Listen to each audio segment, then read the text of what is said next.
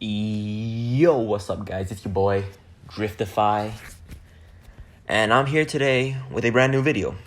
This video is going to consist of a review of a game I had for a while, Project Cars 3 right here. It is not for the PS4 that I have it, I have an Xbox, just so you guys know. And when I first bought the game, it was pretty good. So from here on out, I'm going to tell you pros and cons of it. I'm going to start off with pros because that's why not start off on a good note. And let's start off with the good stuff. So in the beginning, what we got is this. The game itself was pretty good looking. The game looked pretty good. Almost the same thing as Project Cars 2, but with like highlights, but a little bit closer detail. But shading still looked a little bit pixelated. Then the car choice. Oh my gosh, was the car choice like 30 times better than Project Cars 2. And that's without the DLC, because sure, in Project Cars 3 right now, you don't have the Fun Haver Pack or any of those extra stuff where you can have a badass drift car or a Mazda RX-7 MX-5 Miata that can drift. Or whatever was the Mazda, I forgot which one. But the thing is, from without any DLCs, you're getting so much more out of Project Cars 3 than Project Cars 2. That was like the biggest game changer for me. I was so happy that they brought in other exotic cars like Bugatti, Koenigsegg, Rimac, all those other things. I believe they even had some Pagani in there. It's such a humongous difference in cars. You had another car that came from the people of Slightly Mad, which was the trophy truck. I believe they took out the go-kart, which was kind of sad because that thing was pretty fun to drive. Another thing was tire flexing when it turned. I didn't see much of it. That's what I mean in detail stuff. I was still happy with the game. It was fun. But it was just those things. And the story was pretty cool. You got like more of a better campaign where you start off with like classes, which is kind of like how Forza Motorsport 7 did it.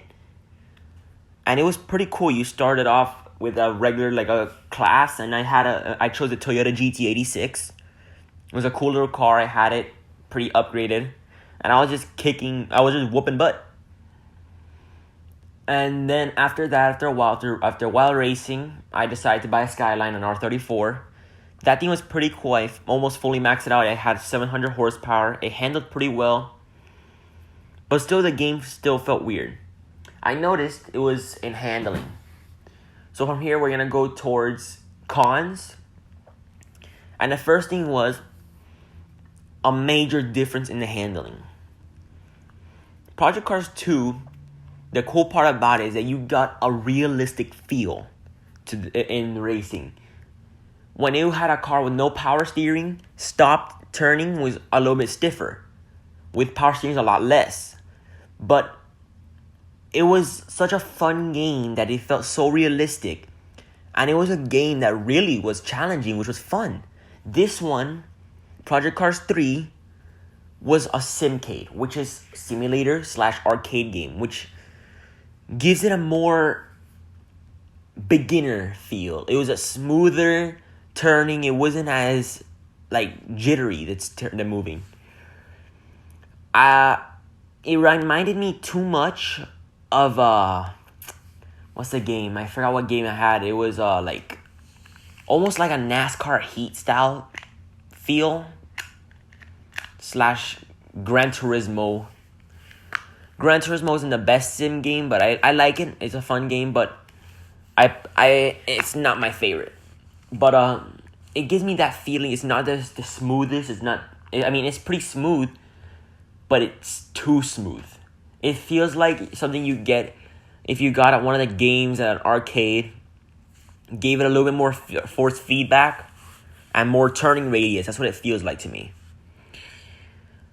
The next thing was the little mistakes in details.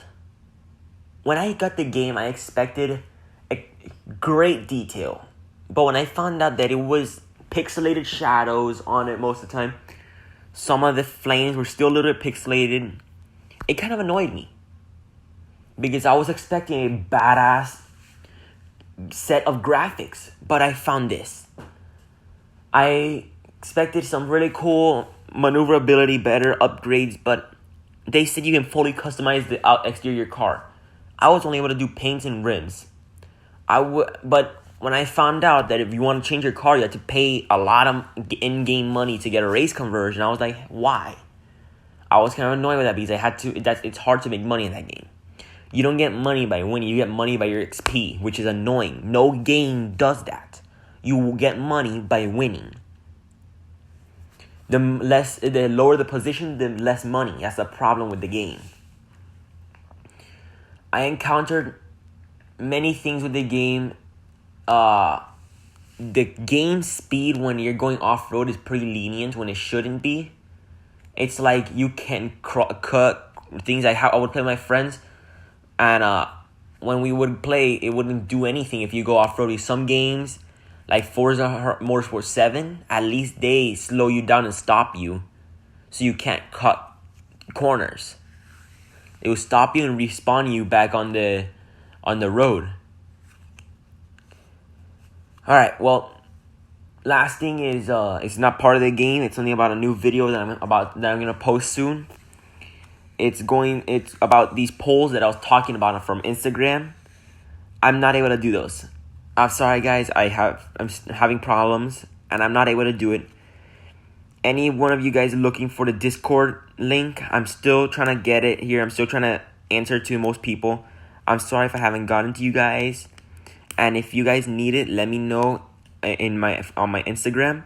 DM me. I'll try to message back whenever I can. Because remember, guys, this is not a full-time thing at all. And I'm just trying to do this whenever I can, have some fun with YouTube.